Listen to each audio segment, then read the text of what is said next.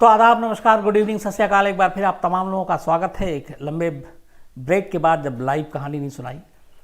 बीच में काफ़ी सारी चीज़ें थी, पर उम्मीद है पूरी क्राइम तक फैमिली अच्छी होगी। और पिछले 3 दिनों में बहुत सारे अपनी क्राइम तक फैमिली के लोगों से मुलाकात करने का मौका मिला, बड़ा अच्छा लगा।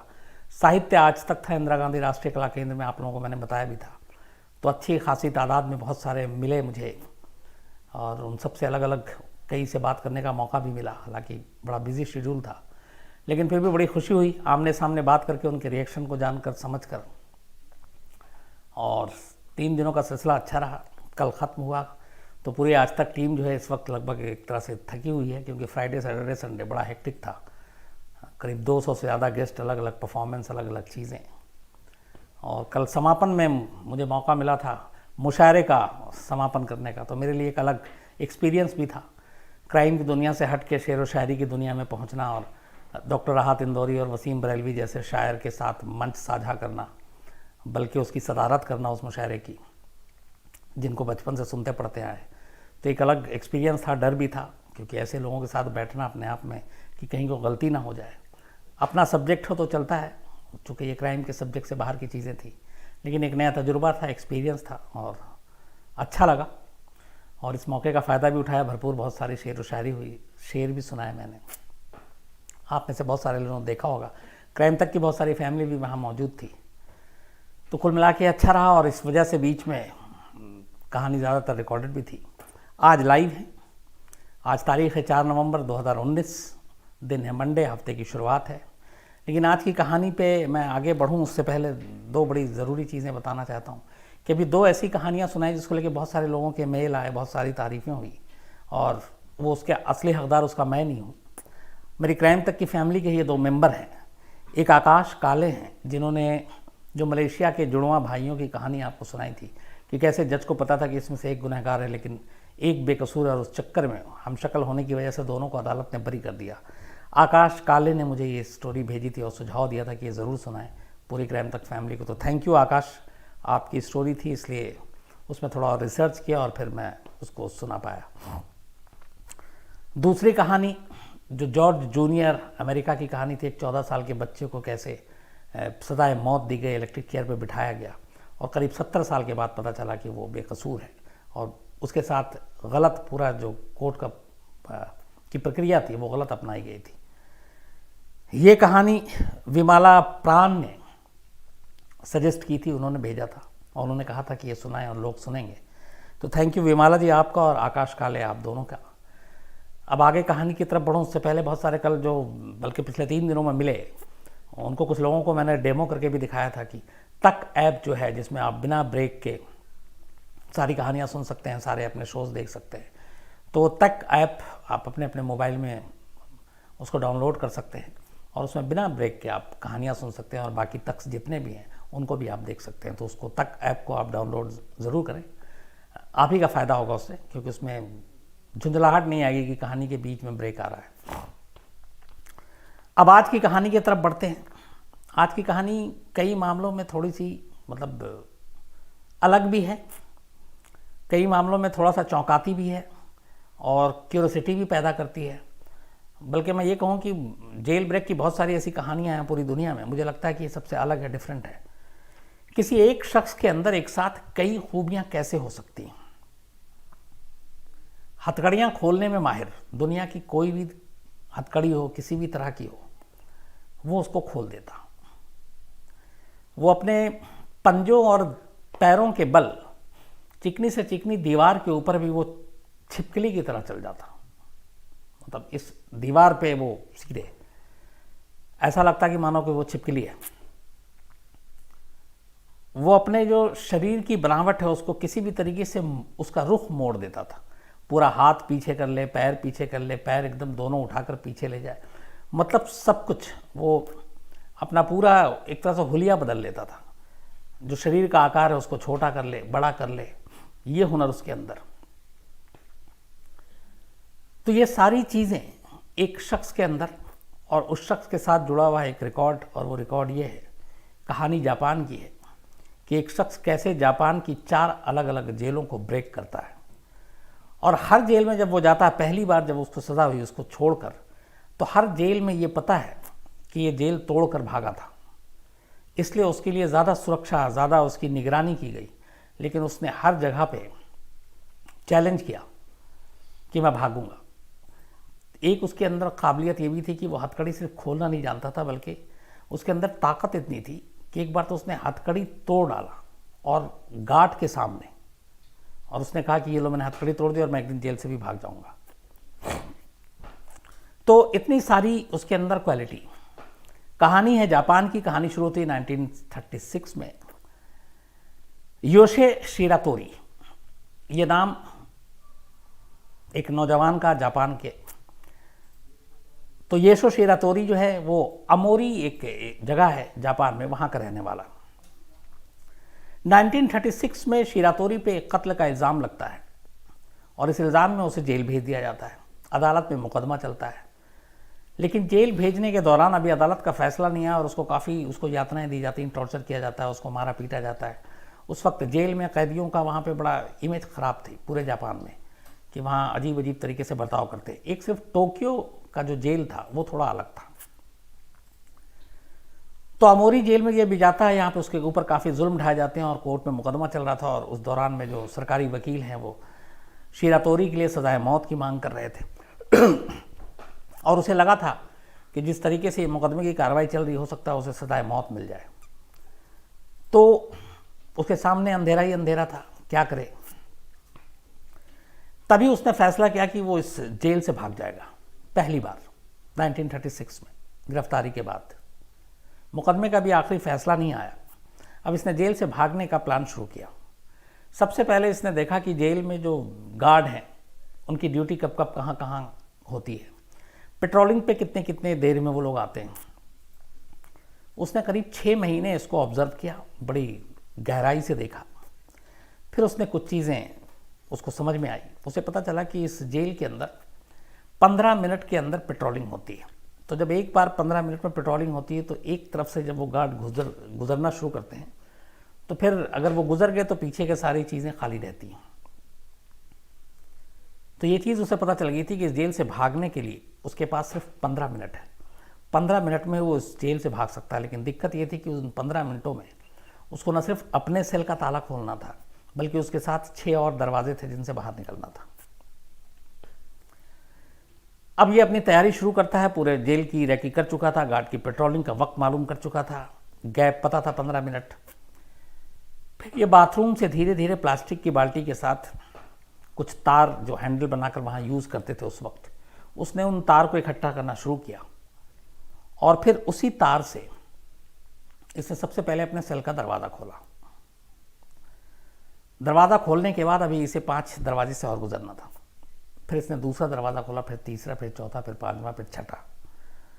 और इस तरीके से ये सारे ताले खोलता हुआ इस अमोरी जेल से बाहर निकल गया। ये उसका पहला जेल ब्रेक था। उस वक्त जो सुरक्षा थी, आमतौर पे जेलों में जो ताला और हर सेल में चूंकि कैदी अंदर बंद होते थे, तो ऐसा नहीं था कि हर तरफ गार्ड घूमते रहते थे। 15-15 मिनट में पेट्रोलिंग करते थे और सारे कैदियों का मुआयना करते थे। तो उसके पास ये 15 मिनट था, सारे ताले तोड़े और वहाँ से निकल गया। और ये काम उसने किया था देर रात, बल्कि सुबह 5:30 बजे, और 5:45 बजे तक वो जेल से बाहर था। इसके बाद जब राउंड पे दोबारा गार्ड आते हैं तो वहाँ पे वो देखते हैं कि इसके बेड पे सारा चादर वादर तो ढका हुआ है, लेकिन साथ में कुछ तार वार दिखता है। तो उन्हें शक होता है। उसके बाद अंदर जाते हैं, वो गायब था। हैरान। इसके बाद खैर अलार्म बजता है, ढूंढा जाता है, लेकिन वो मिलता नहीं है, जेल से निकल चुका था। लेकिन ये रिहाई, आज़ादी उसकी सिर्फ 3 दिन की थी। इतनी मेहनत, 6 महीने की कोशिश के बाद उसने जेल ब्रेक किया, लेकिन सिर्फ 72 घंटे वो आज़ाद रहा, बाहर रहा। 72 घंटे के बाद इसी अमोरी इलाके में एक हॉस्पिटल में वो पहुंचता है। पैसे वैसे थे नहीं, और हॉस्पिटल से कुछ सामान चुराने की कोशिश करता है, लेकिन वहाँ के स्टाफ उसको पकड़ लेते हैं। पकड़ने के बाद पुलिस को बुलाते हैं। जब पुलिस आती है तो तब तक इसके बारे में जानकारी दे दी गई थी कि कैदी जेल से भागा है। तो पता चला कि ये योशे शिरातोरी है। अब इसको वापस फिर पुलिस पकड़कर जेल भेज देती है, उसी अमोरी जेल में।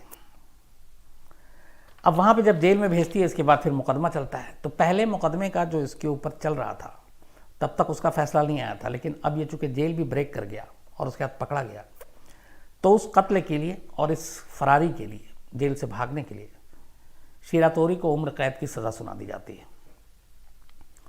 उम्र कैद की सज़ा सुनाने के बाद अब उसको अमोरी जेल से निकालकर अकीता शहर में, एक सिटी है जापान में अकीता, तो अकीता सेंट्रल जेल भेज दिया जाता है। पहला जेल ब्रेक, 3 दिन के बाद गिरफ्तारी, मुकदमे का फैसला, उम्र कैद की सज़ा और अकीता जेल में ट्रांसफ़र। अकीता जेल में ये रहता है करीब 6 साल तक। अब 1942 का वक्त आ जाता है। अकीता जेल में जब ये पहुंचा तो अकीता जेल में जब के सारे स्टाफ को ये पता था कि जो शीरा तोरी है ये जेल तोड़कर भागा था और 3 दिन तक बाहर रहा था, तो वहाँ के जेल स्टाफ इस बात को लेकर खुंदक में थे और उनका ये भी था कि तू यहाँ से भाग कर दिखा। तो उसको वहाँ पे काफ़ी टॉर्चर करते थे, इसलिए कि उसने जेल तोड़ा था और उसके लिए ख़ास सुरक्षा का ध्यान रखते थे। उसे मारते पीटते थे, एक्स्ट्रा काम कराते थे जो आम कैदियों से कराया जाता था उससे ज़्यादा। और इस जगह पे जहाँ इसको रखा गया था यहाँ पे ठंड काफ़ी थी, ये पूरा नॉर्थ जापान का पार्ट था, तो वहाँ पे इसको टॉर्चर किया जाता। ठंड में इसको फर्श पे यूं ही सुलाया जाता, गर्मी के कपड़े दिए जाते, ठंड के कपड़े भी नहीं दिए जाते और जब तब इसके साथ बुरा सलूक करते। और ये भागे नहीं इस बार, इसलिए इसको एक ऐसे सेल में रखा गया जो ख़ास डिज़ाइन किया गया था, जो बहुत ही छोटा, जिसमें सिर्फ इसी के लंबाई चौड़ाई का एक शख्स रह सकता था, इसके अलावा कोई नहीं। और उसकी दीवार बेहद ऊंची थी और उस दीवार के चारों तरफ कुछ नहीं था, सिर्फ दीवार से ऊपर में एक जाली थी। उस जाली से ही एक, मतलब छोटी सी जाली इतनी थी उसकी लंबाई चौड़ाई कि एक आदमी मुश्किल से बाहर निकल सकता था, लेकिन ज़मीन से लेकर उस दीवार तक की ऊंचाई इतनी ज़्यादा थी और अंदर में कोई ऐसा साधन नहीं था कि कोई उस जाली तक पहुंच सके। ख़ास तौर पे इसी के लिए ये किया गया था और इसके अलावा इसको हथकड़ी पहना कर रखा जाता। सूरज की रोशनी भी इसके सेल में नहीं आती थी और सारे लोग उसको हंसते भी थे और इसकी हर वक्त निगरानी भी करते थे। मारपीट होता ही रहता था, लेकिन इस जेल का जो मेन हेड गार्ड था उसका नाम था कोबायाशी। कोबायाशी थोड़े से मतलब कूल माइंड का एक अफसर था और वो ज़्यादा बुरा बर्ताव नहीं करता था, बल्कि जब इसको मारा पीटा जाता था तो बीच में आकर वो इसे बचा भी लेता था, फिर उससे हमदर्दी के 2 बोल बोलता था। तो उसे ये लगा कि इस जेल में अगर कोई एक अच्छा इंसान है, जो एक अच्छा गार्ड है, वो कोबायाशी है, तो उसको देखकर उसको थोड़ी सी तसल्ली मिलती थी।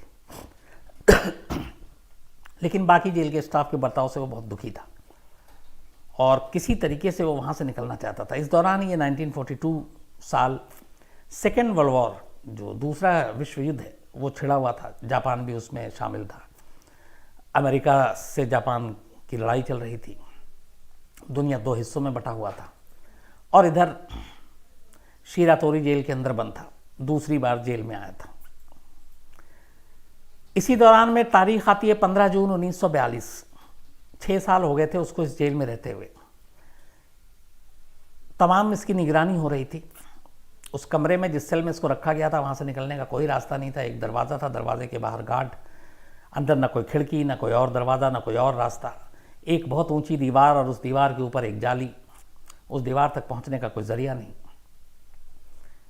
15 जून 1942 तूफ़ानी रात थी, काफ़ी तेज़ बारिश हो रही थी और तूफ़ान काफ़ी तेज़ था, ऊपर से ठंड का मौसम था।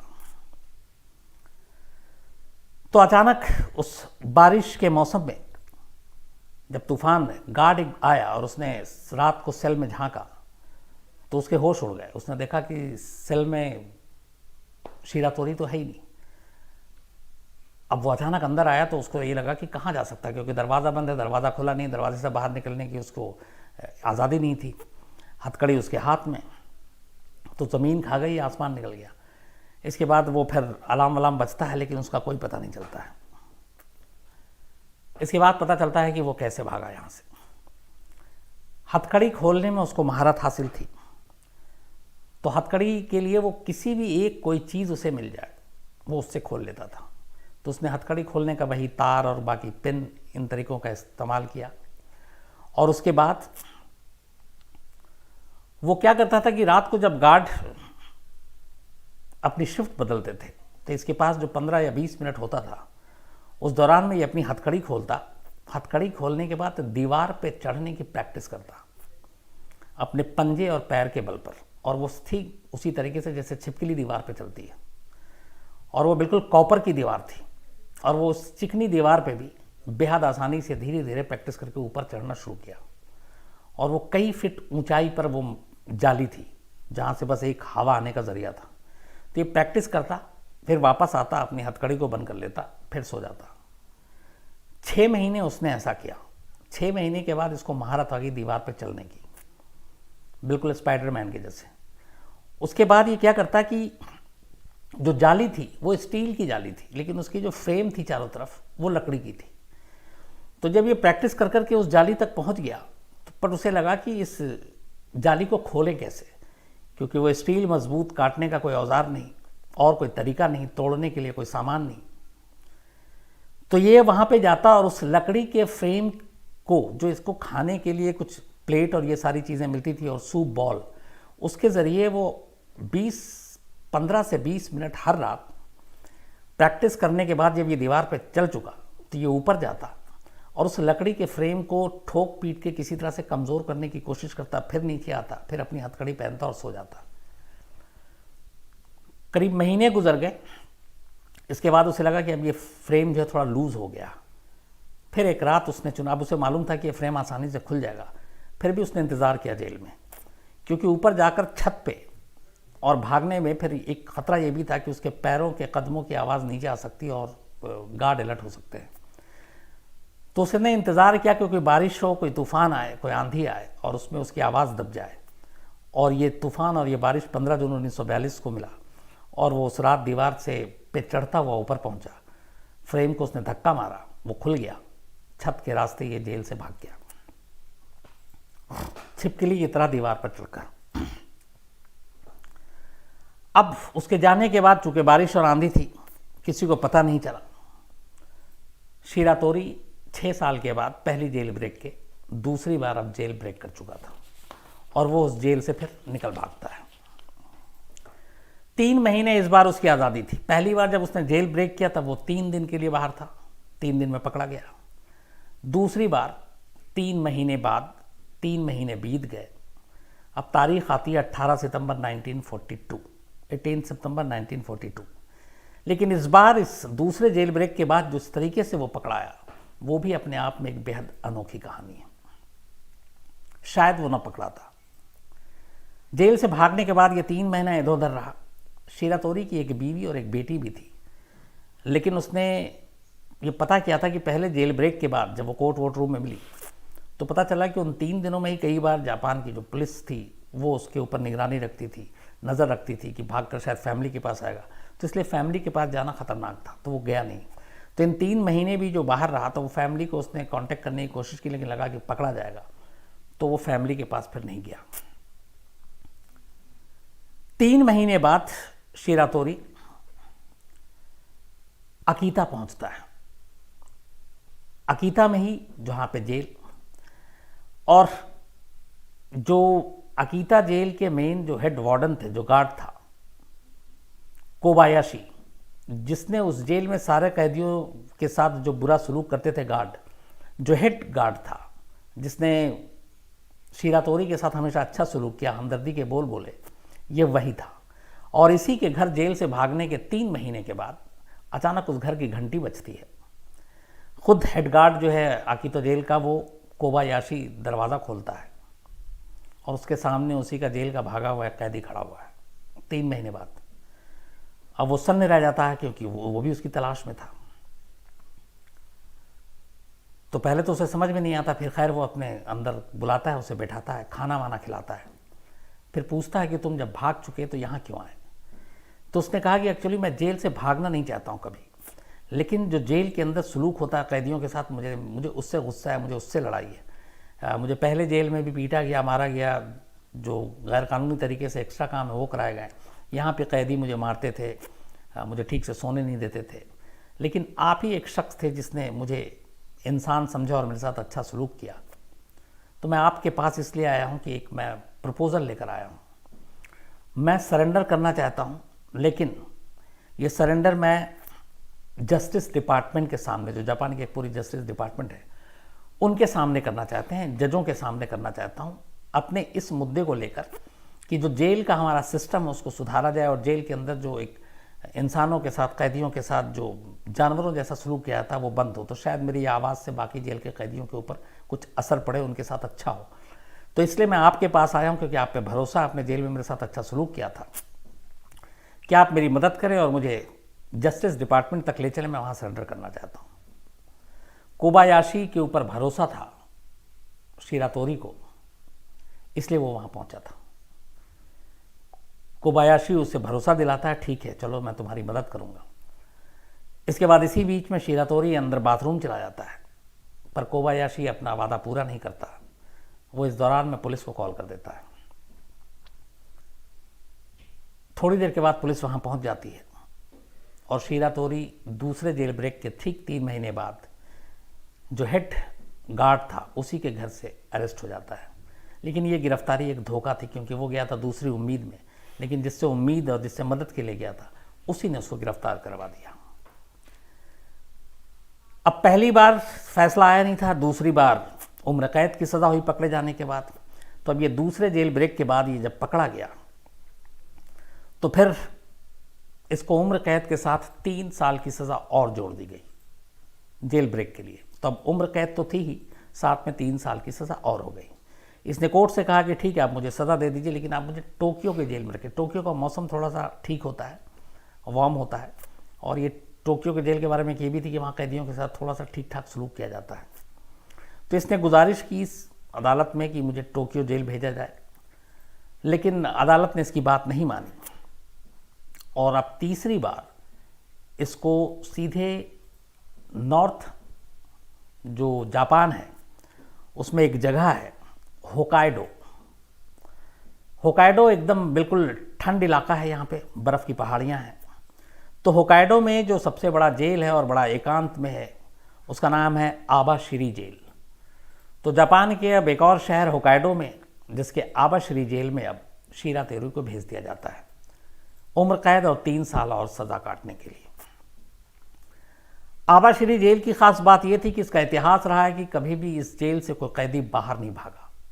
ये इनका बड़ा सुनहरा इतिहास रहा कि आज तक कोई कैदी, बहुत सारे ने कोशिश की, लेकिन इनकी पूरी सुरक्षा व्यवस्था इतनी कड़ी है और इसीलिए भेजा गया था शिरातोरी को, क्योंकि 2 जेल ब्रेक कर चुका था तो अब कोई रिस्क नहीं लेना चाहते थे। तो अब ऐसी जेल में भेजा गया जहाँ का इतिहास है कि वहाँ से कोई भी कैदी कभी जेल तोड़कर नहीं भाग पाया।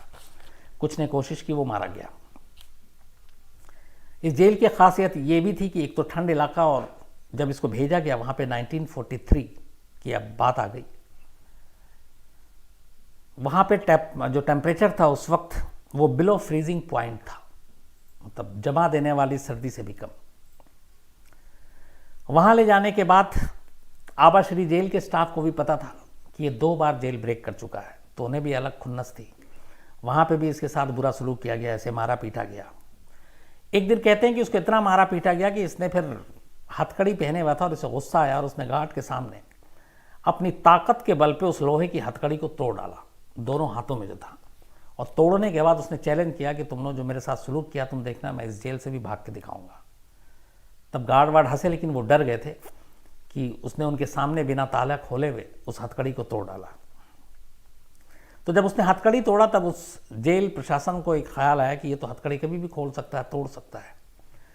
इसके बाद बाकायदा उसके लिए एक ख़ास हथकड़ी का ऑर्डर दिया गया, और वो हथकड़ी जो थी वो 20 किलो उसका वज़न था।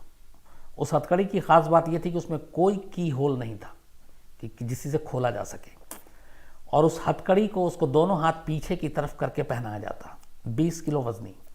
साथ में 2 बेड़ियाँ खरीदी गई, पहली बार अब तक, अब तीसरी बार में ऐसा हुआ, और उसके दोनों पैरों में बांधी गई।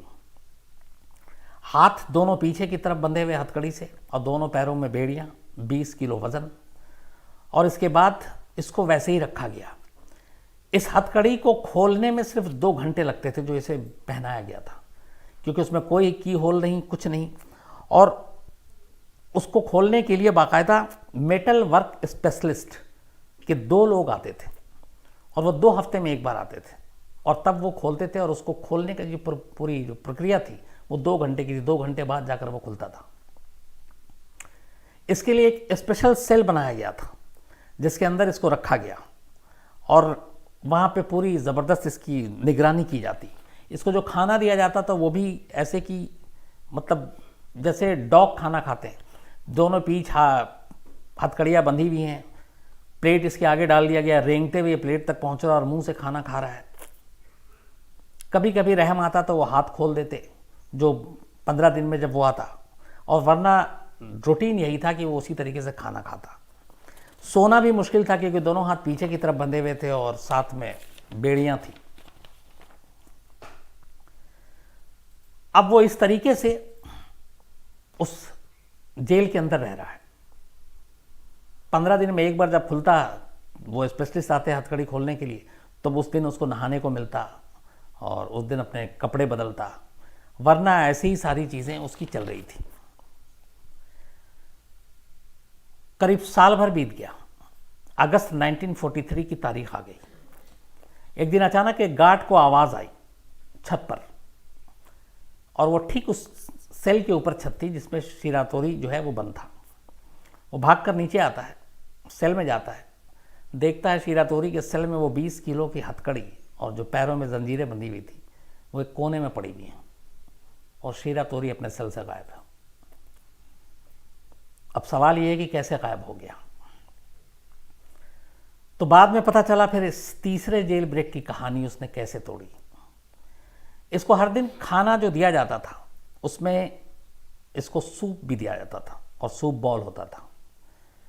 तो ये क्या करता था कि उस सेल के अंदर एक विंडो थी, लेकिन उस विंडो का साइज, उस कमरे में सब कुछ इस साइज का बनाया गया था जो इसके शरीर के साइज से छोटा हो, जैसे चाहे वो चौड़ाई में या लंबाई में। तो इसके जेल के तोड़ने के इतिहास को देखते हुए, क्योंकि पिछले जेल में ये ऊपर दीवार पे चढ़ के रेंगते हुए एक वो जाली से भागा था, तो बाकायदा इन्होंने उस जाली की साइज मंगवाई, फिर शिरातोरी की साइज देखा। तो इस बार जिस सेल में इसको रखा गया, चाहे वो दरवाजे के अंदर का कोई एक होल हो, सुराख हो, वो बेहद छोटा, चाहे खिड़कियां हो वो बेहद छोटी, चाहे जाली हो वो बेहद छोटी, मतलब इतनी छोटी कि अगर वो सब खोल भी दे, तोड़ भी दे, तो वो उसके अंदर से घुसकर निकल नहीं सकता है। साइज में इतना छोटा रखा गया था। तो इसने क्या किया कि जो इसको सूप मिलता था, ये करीब 6 महीने से तैयारी कर रहा था। जब इसको सारी हथकड़ियां ये पहना दी गई तो 6 महीने तक ये सोचता रहा कि कैसे भागूं। फिर इसके बाद इसने क्या किया कि जब भी इसको खाना मिलता तो रात को ये खास काम करता, जिसको सूप मिलता उस सूप का थोड़ा सा हिस्सा ये कोने में गिरा देता, मुंह से कटोरी उठाकर एक जगह जमा कर देता, और फिर उस सूप को, उस कमरे में एक विंडो है और इसके जो हाथ में हथकड़ी है, पहले अपने हथकड़ी के ऊपर सूप का कुछ हिस्सा उस जगह पे डालता जहां जहां पे ज्वाइंट्स थे हथकड़ी में, और उस ज्वाइंट्स के ऊपर ये डेली डालता रहता। शुरुआत इसने यहां से की। अब क्या था कि जो सूप था उसके अंदर कुछ जो सॉल्ट कंटेंट होते हैं वो सारी चीज़ें थी, जिससे इसे ये भी पता था कि अगर एक ही जगह पे बार बार लगातार ये चीज़ें डाली जाएं, ये सॉल्ट कंटेंट, तो वहाँ पे वो जंग बनाएगा और फिर वो कमज़ोर कर देगा। तो इसने सबसे पहले उस हथकड़ी को, जिसके अंदर कोई की होल भी नहीं थे, सिर्फ जॉइंट्स थे और वो जॉइंट्स खोलने के लिए आते थे एक्सपर्ट, उसने उन जॉइंट्स पे डालना शुरू किया। जब भी इसको खाना मिलता वो सूप अपने जॉइंट्स पे डालना शुरू कर देता। धीरे धीरे ये कई महीने लगे और वो जॉइंट्स कमज़ोर हो गया। फिर उसने उस जॉइंट्स को तोड़ा। इसके अंदर एक और काबिल थी कि ये ताकत पता नहीं कहाँ से लाता था। तो उसने इस तरीके से जॉइंट्स को तोड़ा कि पता ना चले। लेकिन जैसे ही इसने जॉइंट्स को तोड़ा तो इसे मालूम था कि अब उसके पास ज़्यादा वक्त नहीं है, क्योंकि एक्सपर्ट भी कभी आ सकते हैं। और साथ में वो सूप का हिस्सा कुछ जो है वो फेंकता था। एक विंडो था, तो उस विंडो के ऊपर साइड में जहाँ पे भी जंग लगे। करीब 6 से 7 महीना बीता इस रूटीन काम में। उसके बाद उसका मकसद कामयाब हो गया। वो हथकड़ी जो है उसकी टूट गई, वो जो विंडो थी वो कमज़ोर हो गई। हथकड़ी टूटने के बाद उसने विंडो तोड़ा और फिर उस जगह से, उस विंडो के ज़रिए उस जेल से भाग गया। ये उसका तीसरा जेल ब्रेक था। लेकिन यहाँ से जब वो भागा तो जेल के जो जेलर और बाकी लोग थे वो बहुत ज़्यादा मतलब उनको गुस्सा नहीं आया, वो खुश हुए, इसलिए कि जेल ऐसी जगह थी जहाँ पे एक चारों तरफ बर्फ़ की पहाड़ी थी, एकांत में थी, और फ्रीज कर देने वाला टेम्परेचर था। कपड़े इसको ऐसे दिए नहीं जाते थे, ठंड में रखा जाता था। और सबसे कमाल ये था कि जो जिस जगह से ये निकल के भागा था, वो मैंने आपको जैसे शुरू में कहा कि वो सारे होल और सारी चीज़ें इतनी छोटी रखी गई थी जो इसके साइज़ से ये बड़ा था और साइज़ उसकी छोटी, उसमें घुस के वो निकल ही नहीं सकता था। लेकिन इसकी तीसरी काबिलियत पता चली, वो ये कि अपने जॉइंट्स को, अपने शरीर के हिस्से को डिसलोकेट कर देता था। मतलब हाथ कभी भी पूरा घुमा कर पीछे, पैर घुमा कर पीछे, तो इस तरीके से डिसलोकेट करता था कि ये जितना बड़ा है उससे अपने आप को छोटा बना लेता था, शरीर के अंगों को एक दूसरे में घुसाकर मिलाकर। और उसी का तरीका इसने उस विंडो से निकलने में किया, वरना जो इसके आकार कदकाठी का था उसमें से निकलना मुश्किल था। लेकिन चूंकि इसे ये कला थी कि अपने जॉइंट्स को, शरीर के हिस्से को डिसलोकेट करने का, उसका इसने वहाँ इस्तेमाल किया और वहाँ से भाग गया। लेकिन अब इस जेल को लगा कि अगर भाग गया तो ये मौत के मुंह में गया, बचेगा नहीं, इसलिए कि एक तो बाहर तूफान, पूरा बर्फ़ की पहाड़ियाँ चारों तरफ, और वहाँ पे जानवर, ख़ास तौर पर भालू और भेड़िए। तो ये सब खुश हुए थे कि ये बचेगा नहीं। खाना पूर्ति के लिए कुछ दिन तलाश किया लेकिन मिला नहीं, और इसके बाद शीरा तोरी गायब। इसी दौरान में होता यह है कि अगस्त 1945 में अमेरिका के आगे जापान सरेंडर कर देता है। अब अमेरिका की वहाँ पे थोड़ी सी बादशाहत हो गई एक तरह से जापान में। सेकेंड वर्ल्ड वॉर का माहौल था, जापान सरेंडर कर चुका है। लोग, पुलिस प्रशासन शीरा तोरी को धीरे धीरे भूल गई और किसी को याद ही नहीं रहा कि भागा, क्योंकि हालात इतने देश के खराब थे। करीब ये अगस्त 1945 की बात है जब ये सब कुछ हुआ था, और जापान में अब धीरे धीरे चीज़ें बदल रही थी, पुलिस प्रशासन को भी लेके और जेल को भी लेकर। 2 साल बीत गए, शीरा तोरी गायब। 2 साल के बाद पता चला कि शीरा तोरी जिंदा है। कैसे? जेल से भागने के बाद वो बर्फ़ की पहाड़ियों की तरफ गया, शहर की तरफ नहीं गया, और वहाँ जाकर उसने एक सुरंग ढूंढा। उस सुरंग को उसने अपना आशियाना बनाया। पूरी दुनिया से वो कटा रहा और 2 साल उसने उस सुरंग में अकेले गुजारे। खाने के लिए वो स्क्रैब और बाकी जो जंगली जानवर थे उनको मारता और उनके सहारे ही जिंदा रहा। जब 2 साल हो गए तब उसे लगा कि अब बहुत हो गया, अब चलते हैं, लोग भूल गए होंगे, पुलिस भी पीछे नहीं पड़ी होगी। तो जापान में एक शहर है साप्रो, तो इसने कहा कि अब साप्रो शहर जाना, वहाँ से इसको अपनी बीवी और बेटी का कुछ संपर्क का पता करना था, निकालना था उनका पता। तो इस पहाड़ी इलाके से करीब 50 दिन के बाद वो साप्रो शहर पहुंचता है। जब साप्रो शहर पहुंचता है तो वो चौंक जाता है। वो देखता है कि जगह जगह अमेरिकन सोल्जर्स घूम रहे हैं, जापानी की जगह इंग्लिश में न्यूज़पेपर आ रहे हैं और बहुत सारे दीवार पे और ये सारी चीज़ें लगी हुई हैं। और वहीं उसे न्यूज़पेपर के ज़रिए पता चलता है कि हिरोशिमा और नागासाकी पे एटम बॉम्ब गिरा और इतने लोग मारे गए। ये सारी चीज़ें उसे अब उस पहाड़ी इलाके से आने के बाद पता चली। ये सारा अखबार पढ़ने के बाद अब उसे जब सच्चाई पता चली तो अब उसे लगा कि इतने सारे हालात बदल गए हैं, तो अब शायद उसके लिए ख़तरा कम है, पुलिस भी पीछे नहीं पड़ेगी। तो अब निकलता है, आगे की तरफ बढ़ता है। लेकिन उसे भूख लगी थी, रास्ते में एक टमाटर का खेत मिलता है। वो उस टमाटर के खेत से कुछ टमाटर लेकर तोड़कर खाने लगता है। किसान देख लेता है, उस खेत का मालिक। किसान के साथ इसका झगड़ा होता है। इस झगड़े के दौरान किसान उसके ऊपर हमला कर देता है, क्योंकि वहाँ पे ये था कि चोरी वोरी, काफ़ी चोर भी थे। तो किसान को लगा कि ये कोई चोर है। तो उस हमले में, आपसी गुत्थम गुत्थी में, जो किसान जिस चीज़ से अटैक कर रहा था उसी को लेकर शीरा तोरी जो है वो किसान पे हमला कर देता है और इत्तेफाक से इस आपसी लड़ाई में उस किसान की मौत हो जाती है। तो एक एक्सीडेंटल डेथ थी। आपसी झगड़ा में बचने बचाने के लिए वो हथियार उसी को लग जाता है और किसान मर जाता है। किसान मरता है, ये भागता है, लेकिन तब तक बाकी लोग आ जाते हैं और शीरा तोरी को पकड़ लेते हैं। तो इस तीसरी जेल ब्रेक के बाद शीरा तोरी करीब 2 साल तक आज़ाद रहा और उसके बाद पकड़ा गया। पहली बार 3 दिन, दूसरी बार 3 महीने, तीसरी बार 2 साल।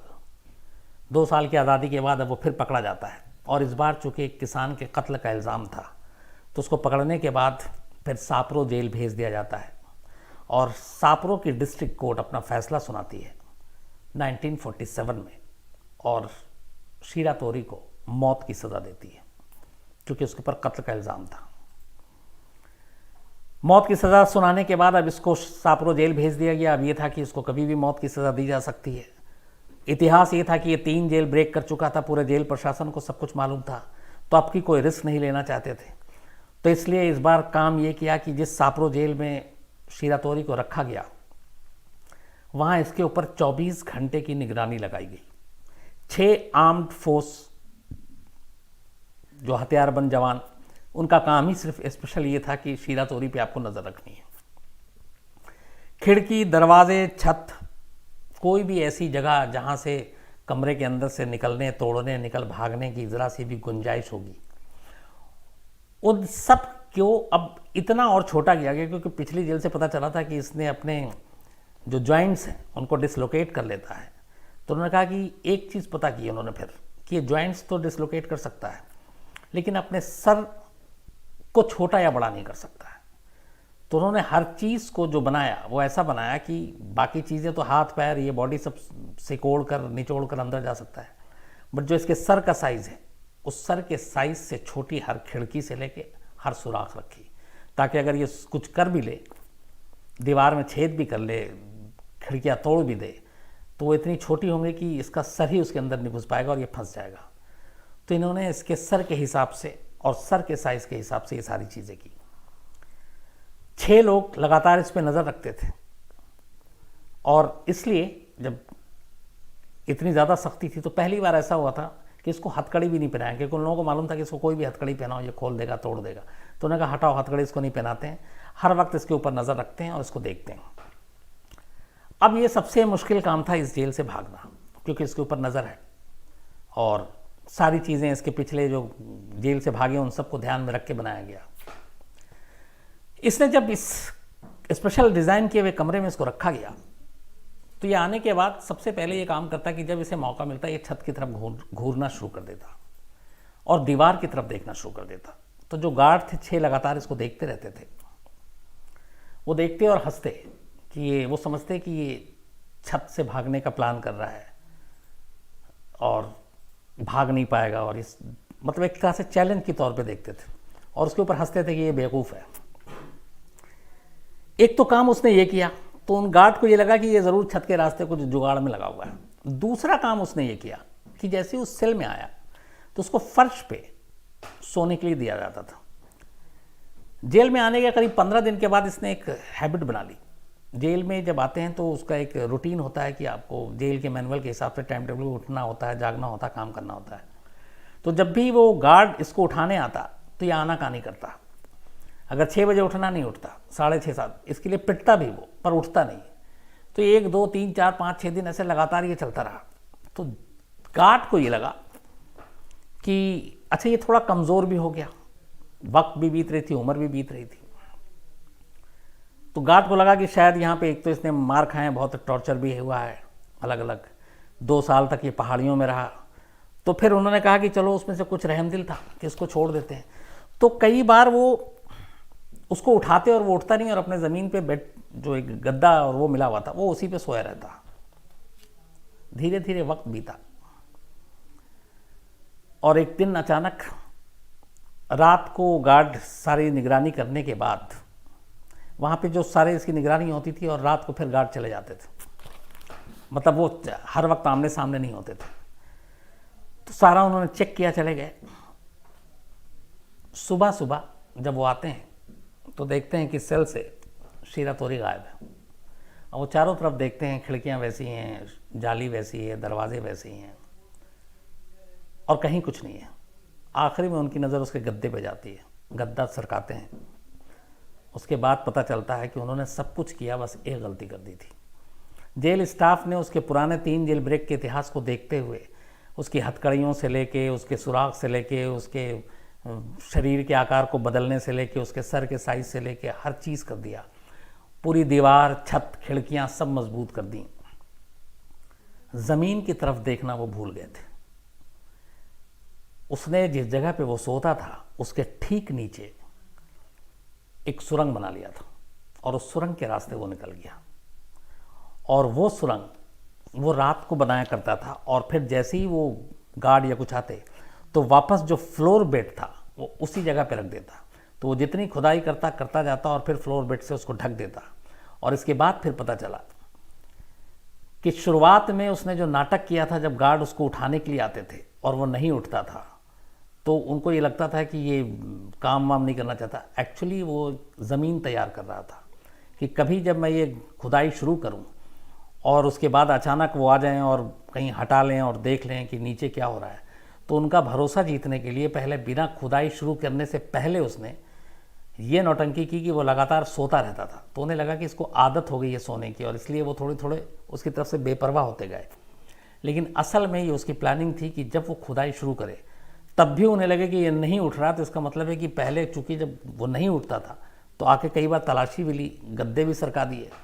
लेकिन अब जब उसकी हैबिट पता चल गई कि ये लेट तक सोता है, डंडा खा लेगा लेकिन वक्त पे नहीं जाएगा, तो उन्होंने उसकी तरफ से एक तरह से वो लापरवाह हो गए और उसी का उसने फ़ायदा उठाया। पूरी जेल की दीवार से लेकर छत मजबूत थी, जिस ज़मीन पे था वो ज़मीन कमज़ोर थी और वो उस सुरंग से निकलकर वहाँ से भाग गया। ये उसकी चौथी और आखिरी जेल ब्रेक थी। यहाँ से भागने के बाद सारी फोर्स उसको ढूंढ रही है, लेकिन ये निकल गया और अब इस तक कोई कुछ नहीं पहुँच सकता था। अब इसके बाद की जो कहानी है वो वैसी है जैसे दूसरी बार में एक पुलिस अफसर पे इसने भरोसा किया था। अब चौथे जेल ब्रेक के बाद एक दिन अचानक एक जगह पे ये बैठा हुआ था शहर में। एक सप्रो शहर है जापान में। 1948 की ये बात है। 47 में ये जेल तोड़ के भागा था। लगभग साल भर बीत गया। साल भर बीतने के बाद ये एक दिन एक सप्रो एक जगह पे पब्लिक प्लेस पे बैठा हुआ था। इतने में एक पुलिस अफसर आकर अचानक बाकायदा अपनी यूनिफॉर्म में इसके बराबर में बैठ गया। शिरातोरी घबरा गया क्योंकि इसके बराबर में एक पुलिस अफसर बैठा हुआ था। अब अभी तक कोई बातचीत नहीं हो रही। थोड़ी देर के बाद वो पुलिस अफसर एक सिगरेट जलाता है और सिगरेट पीना शुरू कर देता है। ये उसको देखता रहता है। अब ये भी सोच रहा था कि मैं उठ के अचानक चला जाऊँ, उसे शक ना हो जाए, मैं पकड़ा ना जाऊँ, क्योंकि दिल में चोर था। थोड़ी देर के बाद अचानक वो पुलिस अफसर सिगरेट पीते पीते सिगरेट का पैकेट निकालता है और उसमें से एक सिगरेट शिरातोरी को ऑफर कर देता है। वो पुलिस अफसर की तरफ देखता है, सिगरेट लेता है, सिगरेट जलाता है, सिगरेट पीता है। उसके बाद अचानक उसके दिमाग में आता है कि इतने सारे पुलिस अफसरों ने इतने सारे जेल में उसके साथ जुल्म किया, जुल्म ढाया। एक हेड गार्ड पे उसने भरोसा किया, उसने उसकी बात नहीं मानी। और एक ये जो अपनी यूनिफॉर्म से लग रहा है कि बहुत बड़ा अफसर है पुलिस का, ये मुझे सिगरेट दे रहा। और उस वक्त सिगरेट लग्जरी की गिनती में आती थी, मतलब अमीरों के शौक थे, महंगे थे। सेकेंड वर्ल्ड वॉर की बात है। तो उसे लगा कि इतनी कीमती चीज़ एक पुलिस अफसर मुझे दे रहा है, इतनी इज्जत दे रहा है, तो उससे बर्दाश्त नहीं हुआ। उसे गिल्टी फील हुई। उसके बाद वो अचानक सिगरेट ख़त्म करता है और उस पुलिस अफसर से कहता है कि मेरा पूरा नाम येशो शिरातोरी है। पुलिस अफसर उसकी तरफ देखता है। ये नाम लगभग उस वक्त जापान के हर पुलिस वालों को पता था, क्योंकि 4 जेल ब्रेक करके वो सारी सुर्खियां बटोर चुका था। तो जब ये अपना पूरा नाम दोबारा बताता है तो कहता, तुमने अपना मुझे नाम क्यों बताया, तुम तो भागे हुए हो। तो वो कहता है कि आपने एक सिगरेट देकर मुझे ये बताया कि हर पुलिस वाले ऐसे नहीं होते, और दूसरा मैं अब थक गया हूँ भाग भाग कर। मेरी लड़ाई सिर्फ जेल के सिस्टम से है अपने मुल्क की, जहाँ पर कैदियों के साथ जानवरों की तरह सलूक किया जाता है। और उन्हीं चीज़ों ने मुझे बार बार जेल ब्रेक कर उनको ये एहसास दिलाने के लिए मजबूर किया कि तुम अगर ऐसे हो तो मैं तुमको नाकाम दिखाऊंगा और मैं जेल तोड़ूंगा। लेकिन बोला कि आज आपने जिस तरीके से मुझे सिगरेट दे के मेरी इज्जत बढ़ाई, उसके बाद मुझे गिल्टी फील हुई है। मैं चाहता हूँ कि मुझे वापस अब थक गया हूँ भागते भागते, लेकिन सिर्फ एक गुजारिश है कि जेल सिस्टम सुधार दें। वो पुलिस अफसर उसको अपने साथ ले जाता है। साथ ले जाने के बाद उसे कोर्ट में पेश किया जाता है। वो पुलिस अफसर धोखेबाज नहीं निकला। उसने बाकायदा जज के सामने उसकी सारी ख्वाहिशों को बताया। जज ने उसकी सारी चीज़ों को सुना। फिर से केस की सुनवाई शुरू हुई और उस किसान का जो मर्डर का चार्ज था, वो सारे गवाहों और उसको देख के अदालत ने अपना फैसला सुनाया कि वो सेल्फ डिफेंस में किया गया जुर्म था। लेकिन चूंकि 4 जेल ब्रेक किया था, इन सारी चीज़ों को मिलाकर जज ने 20 साल की सज़ा सुनाई शिरातोरी को। और शीरा तोरी की इस बार उस ख्वाहिश को मान ली गई कि मुझे टोक्यो जेल भेजा जाए। 20 साल की सज़ा और अपना जुर्म भी कबूल कर लिया शीरा तोरी ने, उसके वजह से टोक्यो जेल भेजा गया। टोक्यो जेल का माहौल भी अच्छा था, मौसम भी अच्छा था, वहाँ के गार्ड भी अच्छे थे और वो उसके साथ अच्छा सलूक करते थे। इसलिए वो पहली ऐसी जेल थी जहाँ से शीरा तोरी ने भागने का सोचा भी नहीं। उसने कहा कि हाँ सब कुछ अच्छा है, अब मैं नहीं भागूंगा, अब मैं आज़ाद ज़िंदगी जीऊँगा जब यहाँ से निकलूँगा। करीब 14 साल तक वो टोक्यो जेल में रहा। 14 साल बाद 1961 में उसको पेरोल मिला। पेरोल पर वो बाहर आया। पहली बार वो एक आज़ाद शहरी के तौर पर कानूनन अब बाहर आया था। अब तक जब भी बाहर आया था चार बार जेल ब्रेक करके आया था। बाहर आने के बाद वो अओमोरी गया। अओमोरी में ही उसकी फैमिली थी, बीवी और बेटी। लेकिन वहाँ जाकर पता चला कि उसकी बीवी की मौत हो चुकी है, उसकी बेटी अब बड़ी हो गई है और जब बेटी बच्ची थी तब ये जेल में था। फिर वो अपनी बेटी को सारी कहानियाँ सुनाता है। उसके बाद वो अओमोरी में ही रहता है। पेरोल के बाद ये फिर जेल नहीं जाता क्योंकि इसके चाल चलन अच्छे थे। और 61 से लेकर करीब 19 साल ये ज़िंदगी जीता अपनी बेटी के साथ। 1979 में हार्ट अटैक से इसकी मौत हो जाती है। तो आखिरी के 19 साल आज़ाद हवा में इसने सांस ली और 1979 में इसकी डेथ हुई। इसकी मौत की कहानी, इसकी जेल से ब्रेक की कहानी पूरे जापान में, इस पर कई नॉवेल छपे और ये जापान में एक तरह से हीरो भी बना और एंटी हीरो भी बना। और इस शीरा तोरी की ही वजह से कहते हैं कि जापान के जेल सिस्टम में बदलाव आया। जुडिशरी ने उसकी बातें सुनी, उसने जो कुछ कहा अपने तजुर्बे से वो सब, और फिर जेल में वहाँ पे गार्ड्स को और जेल के स्टाफ को नए सिरे से ट्रेनिंग दी गई और कहा गया कि आप कैदियों के साथ किस तरीके का सलूक करेंगे। तो एक शीरा तोरी ने अपने 4 जेल ब्रेक के ज़रिए एक पूरे मुल्क के जेल सिस्टम को भी बदल दिया और सुधार दिया। ये थी पूरी कहानी ये शो शीरा तोरी की। उम्मीद है आपको अच्छी लगी होगी। अब आसिम, वो भी डूबा हुआ कहानी सुनते सुनते सब भूल गया। वो बताओ सवाल। सचिन बोल रहा है कि जो उसने सुरंग खोदी थी उसकी मिट्टी कहाँ पे थी? जो नीचे उसमें असल में 2 चीज़ें थी। जो पूरा सारी चीज़ें तो उन्होंने देख ली। जो फर्श थी वो उसके नीचे पुराना कुछ गोडाउन और उस टाइप का था और उन्होंने बड़ी बारीक से लेयर टाइप की चीज़ें थी, इसका फ्लोर था। और ये चीज़ें जो एक डिटेल में, अच्छा वो आपने सवाल पूछा, उसने जेल के बारे में कई लोगों से दोस्ती करता था और ऐसी ऐसी बातें करता था कि शक ना हो। मतलब तो डायरेक्ट पूछना तो शक हो जाएगा कि अच्छा तुम ये जानना चाहते हो, लेकिन वो कहीं दूसरे तरीके से करता था। तो उस जेल के नीचे ही जहाँ पे वो उसका फर्श था, जहाँ पे वो सोता था, उसके ज़रिए वहीं पे उसने सुरंग किया और वहीं पे साइड में उसका पूरा जो एक खाली स्पेस था असल में, क्योंकि वो पूरा जैसे होता है ना कि ऊपर से नीचे तक भरा हुआ, वैसा नहीं था, इसलिए उसको आसानी हुई। मुरारी पूछ रहा है कि जेल से भागने का काम पुलिस के सहयोग के बिना हो सकता है? मुरारी साहब, यहाँ पे लेकिन पूरे मामले में कभी भी किसी जेल स्टाफ की मिलीभगत सामने नहीं आई और ना ही किसी को सज़ा मिली। इकलौता और अकेला इसी का काम था। सर दिनेश बोल रहा है कि क्या ये कहना गलत नहीं होगा कि ये जापान नहीं पूरी दुनिया की सबसे बड़ी जेल ब्रेक की कहानी? बिल्कुल दिनेश साहब, मुझे लगता है, तभी मैंने शुरू में कहा कि इस तरीके की जो चीज़ें हैं वो कम सुनने और देखने को मिलती हैं। सर यश है बोल रहा है कि इसमें जापानी सरकार की तरफ से या वहाँ के कानून की तरफ से कोई बात लिखी थी या सरकारी तौर पर बोली गई थी उसको हीरो के तौर पर बोलने से? हीरो के तौर पे नहीं, लेकिन जब भी जापान में इस तरीके की खासतौर पे जेल के सिस्टम की बात आती है तो उसमें कहा जाता है कि शीरा तोरी का बहुत बड़ा रोल है वहाँ के जेल सिस्टम को बदलवाने में। सर अजीत बोल रहे हैं कि सर कल साहित्य में आए थे लेकिन आप उस टाइम व्यस्त थे, आपसे मुलाकात नहीं हो पाई, अब 1 साल इंतजार करना पड़ेगा। अजीत साहब, ऐसा नहीं 1 साल इंतज़ार करना पड़ेगा, कभी किसी दिन मौका मिलेगा ज़रूर आपसे मुलाकात होगी। यहाँ बहुत सारी चीज़ें थी इसलिए बहुत सारे लोगों से मुलाकात नहीं हुई, लेकिन जितने लोगों से मैंने कोशिश की, बहुत सारे, कम से कम मुझे लगता है सैकड़ों लोगों से मेरी मुलाकात होगी जो क्राइम तक की फैमिली, बल्कि कुछ तो मुझे अच्छा भी लगा, ज़ोर से दूर से चिल्ला रहे थे सर हम लोग फैमिली वाले हैं, तो वो भी मुझे अच्छा लगा।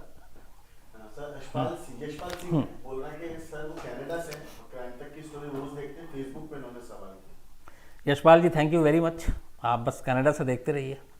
सर अनुराग श्रीवास्तव बोल रहे हैं सर क्राइम में साइबर फ्रॉड को भी ऐड करिए, उससे रिलेटेड कोई कहानी? जी अनुराग साहब, मैं साइबर फ्रॉड पे भी एक से एक कहानी है, मैं जल्दी सुनाता हूँ। सर निखिल है बोल रहे हैं सर क्राइम टीम के एक सदस्य की तबीयत खराब थी, उनकी तबीयत आप कैसी है? निखिल साहब आप ठीक हैं, वो तंसीम हैदर हैं, उनकी तबीयत ख़राब थी, असल में उनको अचानक पता चला था ब्लॉकेज है, तो बाईपास सर्जरी हुई और बहुत तेज़ी से रिकवरी हुई। अभी वो लखनऊ अपने घर पे हैं, लेकिन सब ऊपर वाले के करम से सब कुछ अच्छा है, ठीक है, और बहुत जल्द वो वापस ज्वाइन भी करेंगे।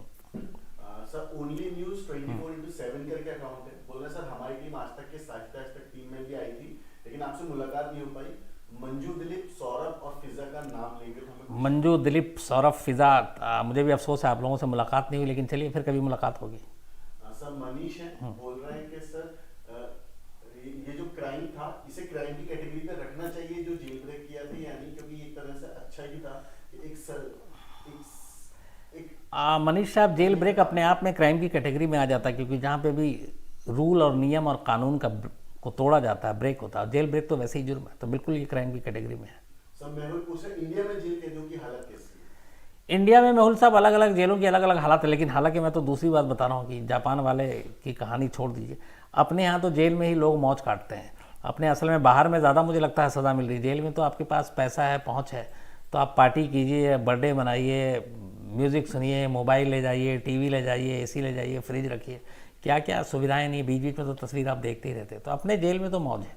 सर अभय बोल रहे हैं कि जो बाहर के कैदी होते हैं, हिंदुस्तान के बाहर के लोग जो क्राइम करते हैं इंडिया में, उन्हें क्या इसी जेल में रखा जाता है या उनके लिए कुछ अलग व्यवस्था होती है? नहीं, बिल्कुल, हम जेल एक ही होती है, चाहे वो इंडियन हो या फॉरेन नेशनल के हों, जो भी आते हैं, अगर जो जुर्म करते हैं उनके लिए जुरिडिक्शन और जो सारी चीज़ें हैं वो एक ही होती हैं।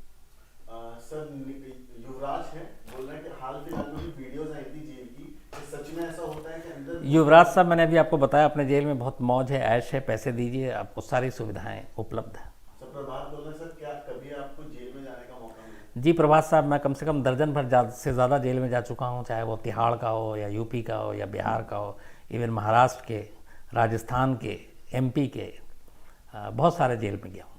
बट ये कि जेल में थोड़ा जाते हुए पहली बार जब गया था तो इसलिए थोड़ा घबरा रहा था कि मुझे, एक दोस्त भी थे, वो थोड़ा मजाक कर रहे थे, मेरी खिंचाई भी कर रहे थे, जेलर थे। तो अब जब जेल के अंदर आ जाते हैं तो आपके हाथ पे ठप्पा लगा देते हैं, तो जब ठप्पा लगा तो मुझे कहा गया कि यार इसको मिटने मत देना। मैंने कहा पूछा क्यों? उन्होंने कहा अगर ठप्पा मिट गया तो तुमको बाहर नहीं निकलने देंगे, फिर तो अंदर ही रह जाओगे।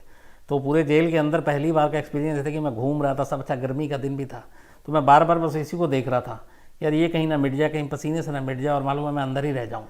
तो वो हमेशा ये बात याद रहती है। सर प्रभात बोल रहे हैं साहित्य के दूसरे दिन साहित्य में आपने एक शेर सुनाया था, वो शेर एक बार और सुना दीजिए। साहित्य में मैंने बहुत सारे शेर सुनाए थे, धीरे धीरे याद आएगा, लेकिन चलिए आज इस एक शेर के साथ ख़त्म करता हूँ क्योंकि वक्त भी बहुत ज़्यादा हो गया, और वो पूरी क्राइम तक फैमिली के लिए ये शेर है कि बहुत दिनों से तुम्हें देखा नहीं है, ये आँखों के लिए अच्छा नहीं है।